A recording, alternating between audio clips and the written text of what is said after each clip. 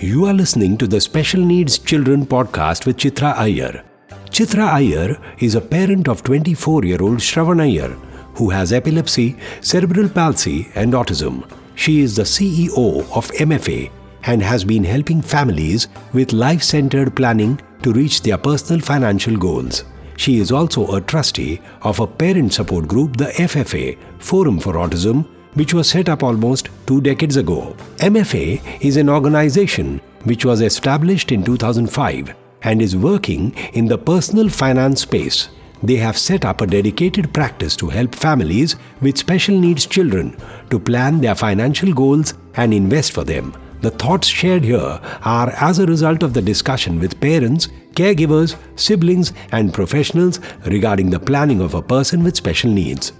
In this Expert Series podcast, Chitra Iyer is talking to Dr. Nandita Desouza, a developmental and behavioral pediatrician who is the director at Sethu Center for Child Development and Family Guidance. In this interview, she shares about how Sethu believes in focusing on having a family-centered approach to encourage the family's involvement in the child's intervention and growth. This podcast also covers in detail about parental mental health, helping families handle stigma and providing the support systems required by them. Hello everyone. A big warm welcome to all of you on this expert series of my podcast for special needs children. Thank you for taking our time to listen, and thank you to my dear speaker today, Ms. Nandita Desouza, for agreeing to do this interview with me. Hi Nandita. Hi Chitra, it's such a pleasure to be talking to you today. Thanks immensely for this wonderful opportunity to reach out to your audience and share some of my thoughts. Really eagerly awaiting to listen to all that you have to share with us. So to formally introduce you to all our listeners, I have with me today Dr. Nandita Desouza, a developmental and behavioral pediatrician at Sethu Center for Child Development and Family Guidance, and an eternal child at heart. She's been working in the area of child and family mental health since 1993. After completing her MD in pediatrics from Goa Medical College through Mumbai University, she worked for several years in government service as a consultant pediatrician before quitting to start her own private practice in developmental pediatrics. In 2005, together with 5 other women, she set up the Sethu Center for Child Development and Family Guidance, Goa's premier organization for children with developmental and behavioral concerns. Nandita is the director of Sethu Center, where a multidisciplinary team of professionals provide a range of assessments and therapies, as well as conduct advocacy and training programs. Nandita is a TEDx speaker and firmly believes that inclusive education is one of the most effective ways to create a socially just world.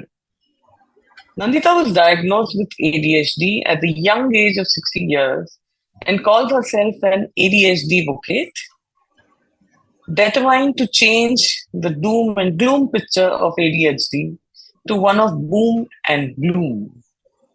Welcome, Nandita. And that's an ADHD advocate, right? So that you... Yes, Chitra, thank you so much for that introduction. Well, I say advocate ADHD. Advocate, right. Okay. Yeah, because I really think that, I mean, it's my life where, you know, I've I think been pretty successful in many ways because of my out of the box thinking and wackiness and being an eternal child at heart. At the same time, I have struggled too. And I think when I share my story, you know, it helps others to understand that really it's not all doom and gloom. Very little of it, the majority is boon and bloom across neurodiversity. It's not only for ADHD. So that's what I want people to hear, understand, and accept, because we can learn so much through neurodiversity. So yeah, thank you. Just waiting to hear this. So awesome. Let's get started. And first, coming up is please tell us a bit, yes, about your whole journey and about Sethu and its work. Right. So, as you mentioned, Sethu started in 2005. So, we just turned 18. We are adults now. And I'm really blessed to work with a wonderful team. Happiest congratulations. Thank you. Thank you. So I'm blessed to work with a wonderful team of professionals as well as parents. We work with kids right from babies to 19 years, though of course many of our kids have crossed 19 and are young adults and still do come back to Sethu from time to time. And the kind of the brand, I would say, of Sethu is family-centered care. We started off being family-friendly, I would say, because to us, we can't do anything without our families, honestly. And but now we've realized even more how important it is to work collaboratively with families across all the kind of services and the activities of Sethu. So basically, we run a child development and family guidance service where children and families come in for their assessments, their interventions, and so on. Then we also do a lot of training. Again, of all stakeholders and especially professionals who work with children, with the policy makers, with educators. We try to do our bit in advocacy and more than anything else, giving a platform for the voices of children and their families, because that's what people need to hear. And recently we've started also doing a bit of research, mostly, looking at whatever we offer here and seeing how we can make it better so that our kids and their families are benefited to the maximum. So that's what Sethu does. And we work a lot through networking. So, together with the government, for example, we work with the ICDS, the Integrated Child Development Scheme, working with Anganwadi teachers in their balwadis, as well as with doctors and other, schools and so on. So we don't expect everybody to come to Sethu. But we hope that all people who love, live with, care for, and teach children will be able to use the basics of child development in order to help all kids. Lovely, Sue. Could you please also highlight, about what you've spoken so passionately in your TEDx speech about using the family-centered approach at Sethu? Right. Yeah. So this is something that to me is the key to help children. So what do I mean by family-centered is that the family is the expert of the child, because they have spent the most amount of time with the child right from the day of the birth. And whether the child comes to us when they are 2 months, 2 years, or 15 years old, it's the family who knows the most about that child. So for us as professionals, it's so important to listen to families. What are their observations, what are the situations they are based in, if there's a problem, what have they tried, what has worked, what hasn't worked, so that together we can find a way that meets the needs of that child and the family. So this is right from the beginning. When families come in, we let them know that they are the experts of their child. Because families come in very often feeling so overwhelmed, so disappointed, and just hopeless, without any hope. And for us, it's so important in order to problem solve, to feel hopeful. And this is not some gimmick. It's something that we all genuinely believe. So, for example, when a family comes in, one of the first questions I ask them about their child is, boast to me about your child. And they're quite often just thrown aback by that question because they've not thought about it. Mostly doctors would ask, so what are your child's problems, right? And I'm not glossing over the struggles because those are also important, but that strengths-based approach is so important. And, we want to know more about what the child likes, how do they spend their time, what are their interests, and we get such lovely stories. And for example, just let's look at autism, right? Very often we have that repetitive behaviors, spinning wheels, or a child who keeps throwing stuff. And one way of looking at it is your child is actually a scientist. They love to see how things move. They love to know what happens when an object hits the ground, what kind of sound it will make, whether it will roll or not, or bounce or not.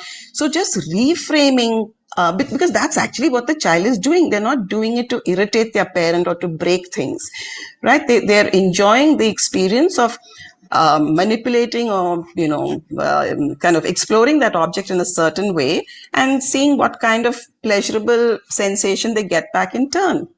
So helping the family to understand their child's behavior from a way of because all behaviors make sense. So, it could be due to a form of communication. The child could be behaving that way because they're self-regulating. For example, if they're, stimming, very often families feel, oh, I must stop it. It's so embarrassing. But actually, when your child is doing that, they are helping themselves to be able to sit in this crowded or noisy place, or to be more comfortable in this new situation. So helping, first of all, getting the information from the families, and then putting it in a way that helps them to see the reason for it. So it's no longer this inexplicable, overwhelming kind of behavior. Yes, it still may need to be shaped and modified, but it makes sense. So in our family-centered care, that it's so important for families to understand their children because they know their child best. I always tell families this, like, I am not the expert of your child. You are. I may know more things about autism or, whatever the neurodiversity is, but together we have to put our knowledge and our understanding in order to help your child. This other thing about family-centered is families have wonderful resources. I mean, Indians, we are, I think, world number one in being resourceful. I don't know if there's the word jugaad in any other, language in the world, but like families have so many great ideas. And it's so important to bring those on the table and to value them. So, that's the other thing that we want families to know. And that it's not just the mother or only the father. In India, fortunately, we have large families. So what a wonderful resource this is. So, trying to get that also to become supportive for the child. So these are some of the ways in which we make sure we're family-centered. One, by telling families and believing that they are the experts of their child, starting with strengths of the child, of the family, of the situation, and looking for solutions with the family and the child which suit their context. So there's no one size fits all. That is the worst way to approach neurodiversity. And there's no need to do that because, there's a wealth of solutions and, creative ideas that families bring with them. This is beautiful what you shared about helping the families and, this whole thought aspect of being so available and present and the whole community being there together in India. So how do you work on, more enhancing this whole entire family involvement? Right. Yes. So as I said, very often it's either only the mother who brings a child. Sometimes it is both parents, right? But the family is bigger than that. And we know, there's just not enough professionals to meet the needs of children. There are just not enough schools to meet the needs of children. And though that should improve, we can't wait for that to happen. And since families are experts and they have so many strengths, it's important to get together as many family members as we can. So that would include extended family members too. However, as families tell us, sometimes it's very hard because everyone has their own understanding and, their different generations. But like finding out who lives under the same roof, who cares for the child. Okay, now suppose, for example, their grandparents, right? Or maybe let me start with the spouse. If the mother's come on her own, right? And she says, no, and we've had this. Recently, last week, I had a family where the mom was alone. And I said, like, where's the dad? And she said, no. He tells me that, I'm just imagining things and khud ko pagal kar rahi hai and, just making a big thing out of nothing. So he didn't want to come.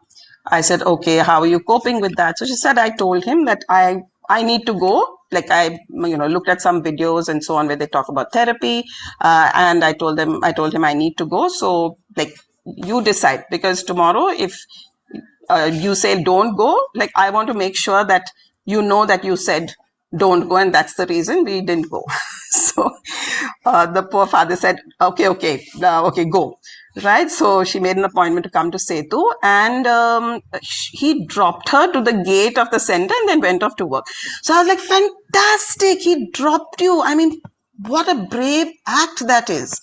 Because if a parent is not on board, or if the grandparents are not on board, it's because they're scared. There's no other reason. It's not because they don't love their child.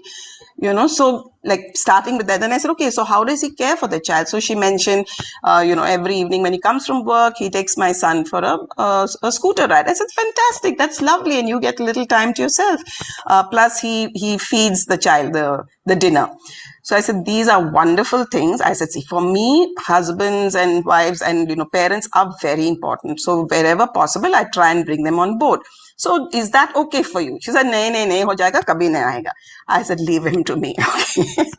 I am very good at charming other people's husbands, not so good at my own. But so what we usually do is write an email and, thank the parent for whatever they are doing and invite them into the session.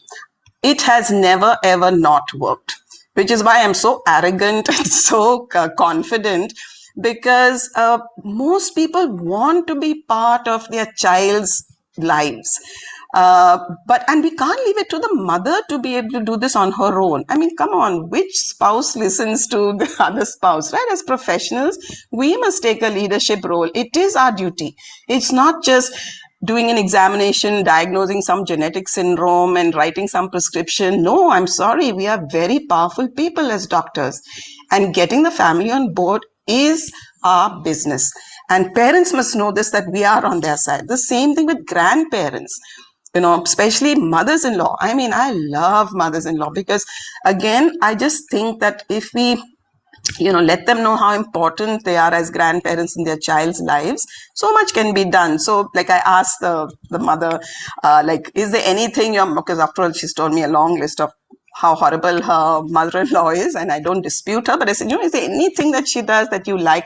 So sometimes the mother will say, yeah, she makes me tea when I come home from work. I said, fantastic, that's wonderful. So maybe we can start with that. And you think it'll be possible for you to appreciate, say, this tea, I was so tired, this tea had the right amount of sugar, and it's really making me feel, it was so nice and hot and sweet, and it really like revives me. So we kind of negotiate, and the mother says, okay, I'll try and do that. So building a relationship, it's all about relationships. And yes, we differ in our opinions, we argue, there is conflict, but that does not mean that there cannot be a coming together for the sake of the child. And grandparents are wonderful because they bring so much wisdom with them. And yes, if they say nothing's wrong with the child, or it is because, you all go to work in the office. See, I told you, you should not have taken that job. That's why your child is not speaking now. And that's a very mean thing to say. At the same time, we have to look beyond that. And finding out from the parents, like, what are the good elements that other family members bring to the table, no matter how small they are, but then growing those elements into a way that creates a feeling of connection, a feeling of, okay, there are some things which are good and positive, and let's grow them. Yes, problems will be huge, but if we start with what's going well and grow that, so much can be done to bring parents and grandparents on board. And inviting them to the session, I feel that is so important, because there I have influence. I can explain to them. And if they agree to that, a lot of things can be done.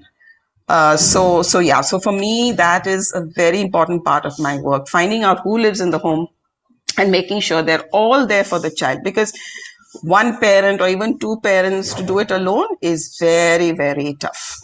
I hope that answered your question. Honestly, I can't even remember what question you asked. No, I really wish, I wish every single family has someone like you, as a doctor like you, who's, helping and aiding in getting the entire family on board. Because over these last 2 decades, I've come across so many families, like the way you said, it's only the mother who's struggling, or it's, a single parent. Mostly it's the mother. And yes, there are many naysayers. There are many people in the family who believe that she's the one who's, thinking up a lot of stuff, and there's absolutely nothing wrong with the child. But having somebody like you, I mean, even in the story that you narrated, the fact that, the mother was so smart to say that, don't tell me later that, we didn't go for therapy. So it's really, really lovely. Thank you so much for bringing this up. And as you said, grandparents, where in the world will we get this, right? Absolutely. In terms of involvement and hand-holding, so much of insight, so much of experience. And yes, initial resistance is there, but then a friendly person like you is able to help the mother in helping convince the others. Right. Yeah. Well, I'm not always friendly. I use sternness when when it is needed. No, whatever is required, yeah. Really. Yeah, but I think just telling people how important they are and valuing that, that is a big hook for human beings. We all want to have a sense of purpose, a sense of contribution. So it's just making, and it's there. As I said, I'm not making up anything. It's just that I'm asking the person who's sitting opposite me to tell me. I'm kind of digging it out, and then I'm just using what they give me. In fact, sometimes I feel I've become so lazy, because honestly, I don't do anything. When parents come and say, what should I do? I said, I don't know. You tell me. Let's find out together, because I don't have any magic tricks to pull out of my hat, or solutions or some mantra which I'm going to say and your child is going to be fine and all your problems are going to be solved. But I know for a fact that there are lots and lots of tricks that are already in that bag that they bring to the session. And my only task is to help them to open it up and, look at it together and see, okay, what can be tried. And if not, it doesn't always work, but that's okay. Let's try it and let me know if it doesn't work. This is what I tell families. I said, see, it's not a one-off. I'm very sorry. You're going to see me for a long time. It's a relationship. So it's not, if you came to me as a doctor thinking that at the end of the visit, you'll get one solution and finish, tata, bye-bye, we don't have to see each other again. I'm sorry, that's not going to happen. So, it's a relationship. And if we decide, okay, this is what we'll try and it doesn't work, please come back and let us know. This is for the entire team at Sethu, because we are not in your home looking to see what is happening. Even for the therapist, you advise some strategies, you coach the parent, you go home and nothing. I mean, the exact opposite happens. Your child is running all around, flinging things, biting, rolling on the ground. Please let us know, because then we can even get on an online call, Google Meet, and look at how you've set up your home. Maybe you need to change the layout of the furniture, or sit somewhere else, or give your child a break. I mean, for us, online work was such a wonderful treasure trove of being able to help families. We would have never done it if we weren't forced, because of the pandemic. Because, like, I used to always believe, how are you going to help a child who's not even there in the room, right? You have to have the person in the room with you. But I'm telling you, sometimes online sessions are even better because the kids are in their homes. We see their pets, we see the posters, we see their drawings, like who lives in the house, and the neighbor will come in. I mean, it's just really, really lovely to get that view of the home, and so much more that we can observe and pick up in terms of what we could use in order to help the child. So honestly, I think in the last 5 years, my work has just kind of become so much more exciting. And the reason is, one, because of the ways, the expansion in the ways that we can help families and children. Two, understanding the family-centered approach and trying to apply it very consistently, because it's the only way to have success, in my opinion.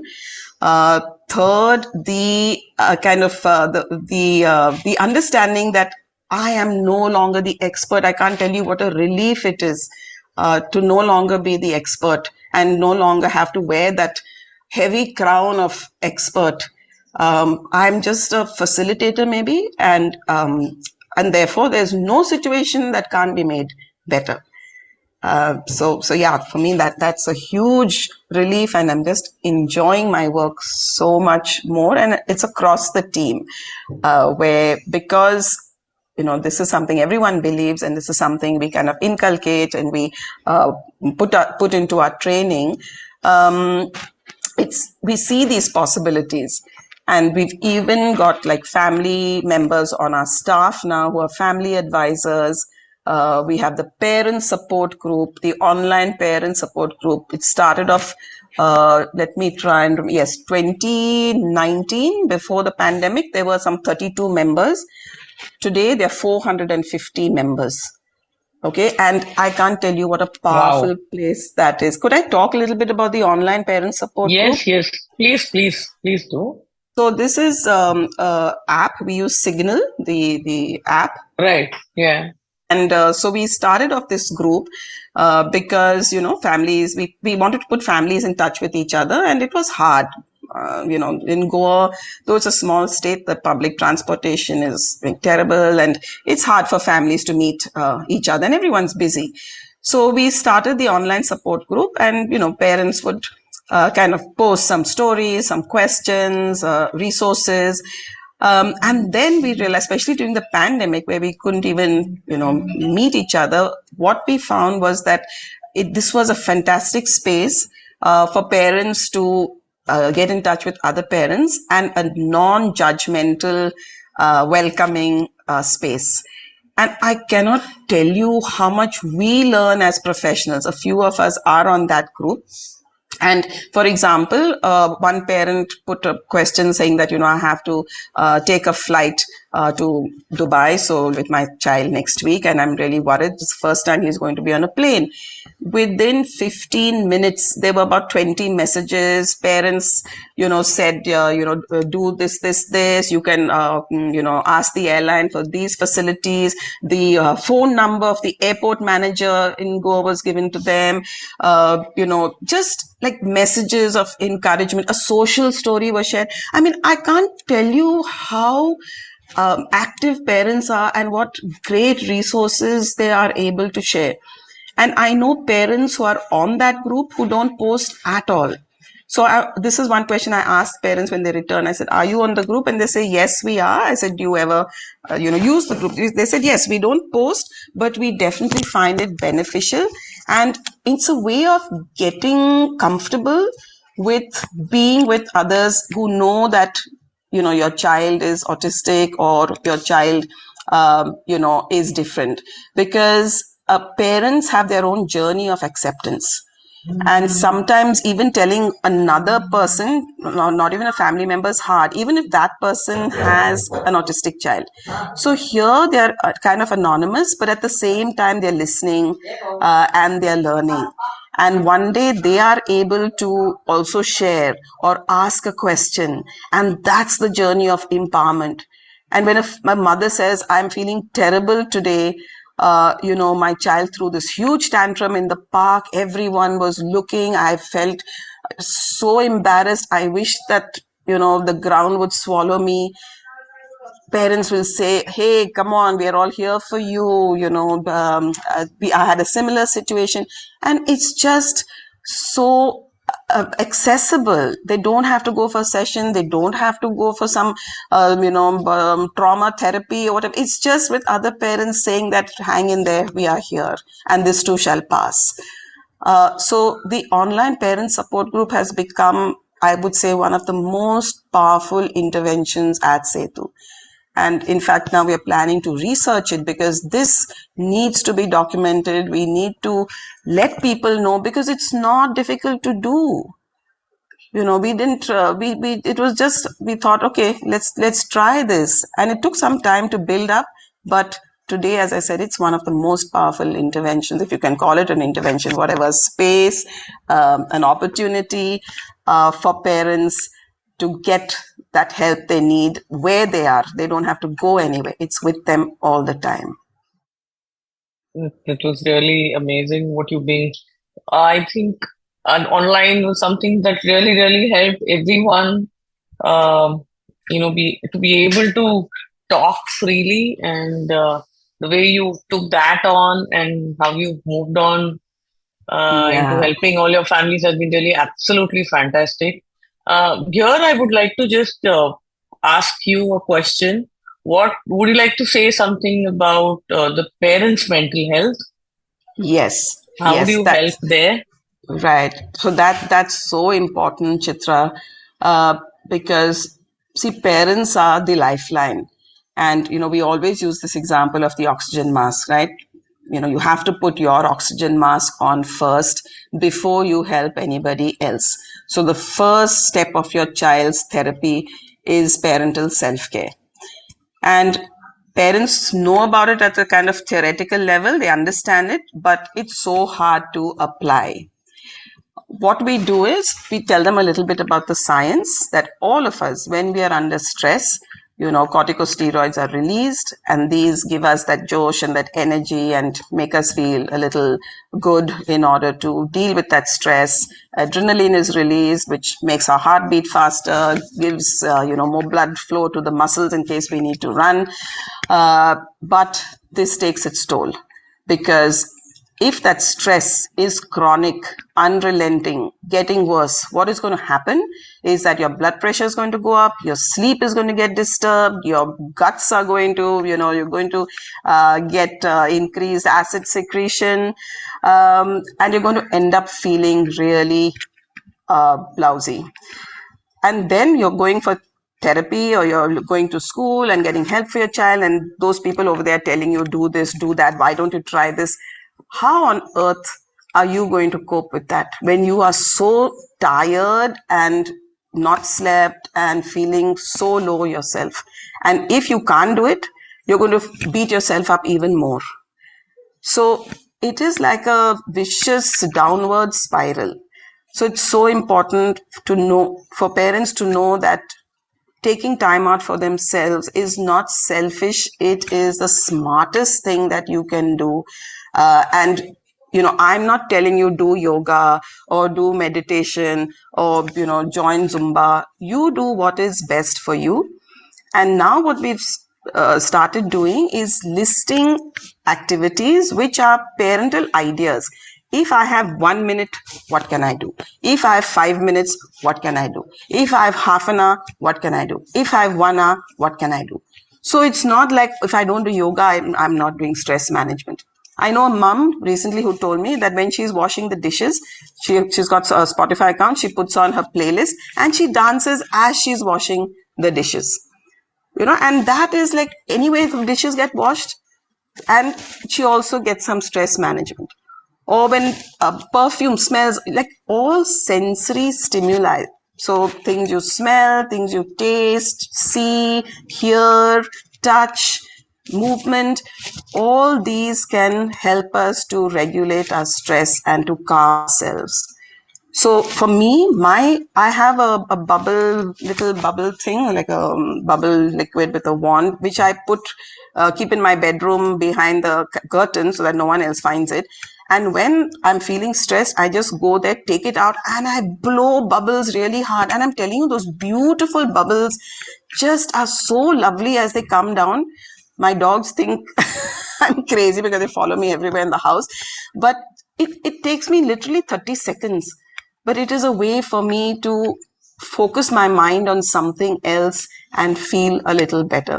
So it does not have to be something very complicated, but I have it at hand. So like that, it could be photographs of, my best friend, or it could be a perfume that I put every day before I go to work, because it just makes me feel good. I know another very smart mother. She said, where I have time. So then I said, like, what do you like? She said, I wish I had a head massage. So I said, this is something my mother did. So I'm going to share this with you. My mother, she used to love an afternoon nap. She was a teacher. So she used to lie on the bed and give me a comb and, this hairband and some clips. And I had to do her hair. So, she had very short hair. So it was very, taxing for me, but it would take me a full hour to be able to make like 2 little ponytails on either side of her head. But fortunately, my mother used to stay very still. And sometimes she used to even snore as I used to do it. So, so I told that mother, children love to play with hair. So if you don't mind that, and, you give them the accessories, you are lying down and they're doing a hairdo, or they're painting your nails. Yes, maybe you will have to use nail polish remover on the edges after some time, but do something where your child is occupied and that is relaxing for you. So there's no dearth of ideas. But when we know that parents are stressed, before we used to always advise parents, like, go to meet a counselor. We even had a counselor and no one used to go. And then I realized really what parents need first is self-care. 2, they need a peer group, a group of others who are going through a similar journey like them. And those other parents are on different, different stages of that journey. But just knowing you are not alone, that is so important. And so, this is something we advise to all parents, that look after yourself. And we get other parents to tell them. And as I said, find things which are doable given your home situation. Because if I'm going to insist that you have to take at least 15 minutes every day and it's impossible, I'm going to put one more big burden on your head, and I'm adding to your stress rather than taking away from it. Yeah, so parental mental health, very, very important. Thanks. Thank you so much for, being deep in there and sharing about everything, especially your wonderful examples. I guess one of the biggest cause also for this, for people really feeling bad or upset is stigma. All of the families need to deal with stigma, right? And how are you working on this? What are you doing at Sethu for this, Nandita? Yeah, so thank you for bringing that up, Chitra, because it is a real tough one. And, that society can be so cruel and so unaccepting and judgmental. And when a parent is already going through so much stress, when society is judging them as bad parents, or because of your child, has this issue, it is even more difficult. So there are many ways one can approach it. And I'm just going to share some of the things that we do. So one is, as I said, starting with a strengths-based approach, because in neurodiversity, and I'm talking about any kind of neurodevelopmental condition, there are always strengths, because our brains are wired differently. And, if we can't do something, there are things we can do, the way we view the world. So most kids with autism are very good visual learners. So we can find so many examples from there, right? So this is basically the strengths-based approach. We encourage parents for themselves to see this picture, and then also let their child know about their strengths. Because if I feel my child has all these problems and I'm so afraid, when is my child going to start stimming, or when is my child going to take off and run or push somebody in the park, I'm only going to see my child also from a pity picture kind of frame, right? But when I see my child as someone with strengths, and I boast about my child and I talk to my child's teacher about my child's strengths, I'm already changing the perspective of the world. And therefore we try to help parents to write this down, to note down, because it doesn't come easily when there's so many problems on our heads. So it needs time. And when we write it down, we are kind of recording it so we don't forget also. So even when going to the school, we have started encouraging parents to create what we call an all about me document or a passport, where you write down like all the lovely things your child can do, what your child enjoys, and also like how your child likes to be communicated with or touched, or if they're having a problem, what the teacher can do. But starting with what your child is good at. Then in terms of society, we do a lot of awareness building, and again bringing parents on board, like during autism month, sharing stories, putting parents in touch with each other, having public events, and letting parents talk about it. I think that's so important, without judging it. Because as professionals, I know I used to judge it. I said, Baba, what's wrong with this parent? Why are they so ashamed of their child? Why can't they, talk about how well their child has done? And every parent has their own journey. And fortunately, I have stopped trying to remove that secrecy, because it is a coping mechanism. It is where the parent needs to be right now. And asking the parent, what would be helpful for you to feel more supported? What would be helpful for you to face this situation, or to talk to your family member? Tell me. And I used to always tell parents, you must disclose the diagnosis, because everyone who cares for your child needs to know that your child is not misbehaving on purpose.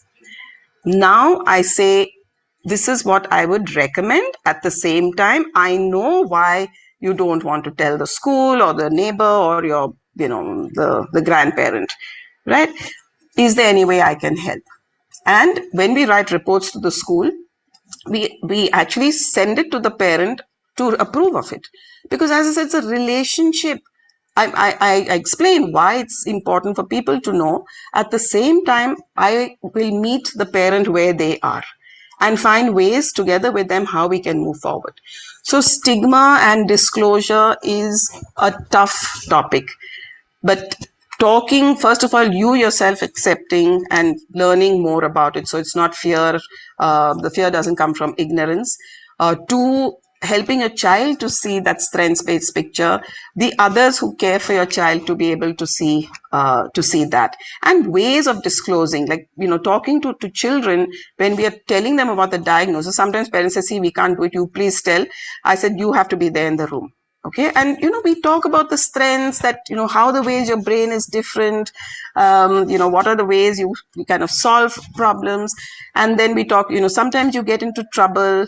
Okay, these are the ways you get into trouble. Okay, the reason for that is whether it's ADHD or it's autism, and then giving the child information. And there's such wonderful resources. There's such wonderful videos, short videos which children can see. So it doesn't need to be this unbreakable, unsurmountable barrier. Brick by brick, we can dismantle it. But which brick is to be removed, that the child and the family need to let us know. But we want families and kids to know that we are always there, and not there in some, what would I say, savior mode, no, but in a way that empowers them. Because it is, as I said, a story of boon and bloom. It's just that this story needs to have more people telling it, and needs to be the more kind of heard narrative around neurodiversity. I would like to end with, the last question. What would you like to tell your peers, like your community in the professional space? What would you like to, tell all of them? Thanks, Chitra, for that. If there are any doctors listening to this, first of all, let's celebrate the wonderful blessing that we have to be able to work with children and learn from them and their families.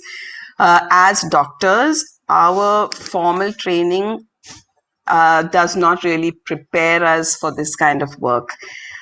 So we have to learn how to be open to learning from families. We may have knowledge from textbooks or from research articles, but how we use that knowledge for a particular child or family or school, that depends on them. So we need to be able to sit with uncertainty and take the opinions and ideas from others. As doctors, it's hard for us to be patient because we have always been taught to act fast, know what is the right thing, and then do it. Here, there is no one right answer. And therefore, I would say to be successful in this field would require us to bring our compassion, bring our desire to learn, bring our commitment and our love for kids to the table, and at the same time be open to learning from others, the experts, the people who are facing that particular situation. And believe me, it may take a little time, but it's much more effective in the end. And whenever, as a doctor, I find myself and others find myself thinking, why aren't they fill in the blanks? Ask, and you will get the answer, and you will get a solution to that situation from the people we work with. So, thanks so much, Chitra, for giving me this platform. It's been wonderful conversation for me, and I hope it's the same for you. I can't tell you how invigorating this was, and it was so beautiful. Thank you so much for sharing about Sethu and your family-centered approach, which, this whole program that you're running, I feel should be adopted across all developmental centers as, one of the best practice models. Everything you shared about family involvement, parental mental health, handling stigma, and much, much more. All of it was very, very interesting, very, very informative. This interview, I'm sure, can help many parents and also all of our professionals with how to improve their level of involvement and practice for families. Yeah. So thank you so much, Nandita. It was lovely. Thank you. Thank you, Chitra. And all the very best to all the work, the valuable work that you do. And I'm sure that, our families in Goa can benefit from what you are doing. And we are going to grab you to talk to our parents over here to plan for the future. There was a vested interest in doing this podcast. Likewise. Thank you so much. Thanks, Chitra. Thanks a lot. You were listening to the Special Needs Children podcast with Chitra Iyer, the CEO of MFA and a trustee with the Forum for Autism. If you find this podcast relevant and interesting, it will be great if you leave a review, share, like and subscribe. You can also let us know if there is any specific topic that you would like us to cover. Feel free to email her on chitra.iyer@myfinad.com, or you can call her on 9833 785 892. That is 9833 785 892.